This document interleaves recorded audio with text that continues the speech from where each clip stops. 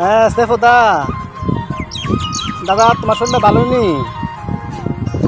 ঘটনা হইলো, আমি চাকরি করি, শিক্ষিত মানুষ। আমি কি লেগে ভিডিও বানাই, কেরা গ্রামের ভাষায় কথা কই, ইতালে মানুষে আচরণ সচল মনে করতেছে। ওখানে দাদা তুমি কো আমি কি কারো কোনো ক্ষতি করি না, আমি কারো পক্ষে বিপক্ষে কথা কই। আমি একটু মজা করি, গ্রামের ভাষায় কথা কই, কারণ গ্রামের ভাষা আমার প্রাণ, আমার বিবেক। হ্যাঁ, আর কিছু মানুষ আছে আর সবসময় চুলকানি না হয়, ইতালে আমার কোনো সমস্যা নাই।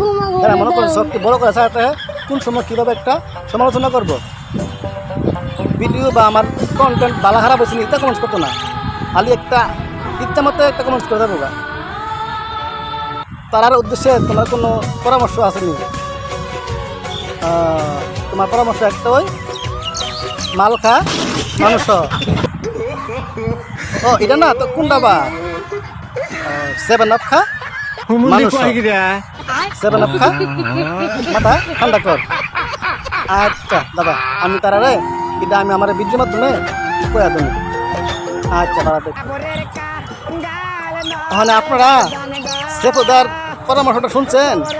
যারা উল্টা পাল্টা কমেন্টস করবেন তারা 7 আপ খান মানুষ হন।